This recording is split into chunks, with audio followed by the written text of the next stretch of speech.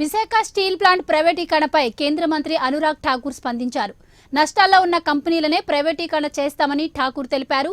నీతి ఆయోగ్ సూచన మేరకే విశాఖ స్టీల్ ఫ్యాక్టరీపై నిర్ణయం జరిగిందన్నారు. గత ప్రభుత్వ రంగ సంస్థను ప్రైవేటీకరించాలన్న ఆలోచన తమకు లేదని అనురాగ్ ఠాకూర్ స్పష్టం చేశారు. The Government of India has a very transparent policy, priority and the non-priority sectors. Now the Niti Aayog decided which are the strategic and the non-strategic sectors. In the strategic sector you could have one PSU, in the non-strategic you can't, there is an option that you can get away with everything.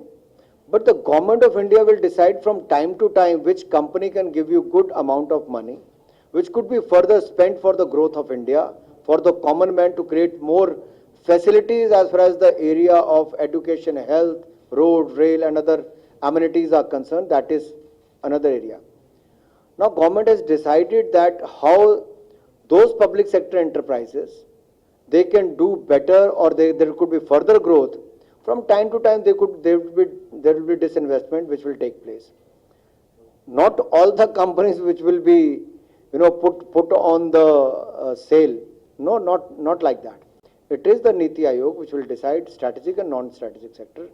The cabinet will give its approval. Post that the process will start. The companies have grown post disinvestment. Many cases.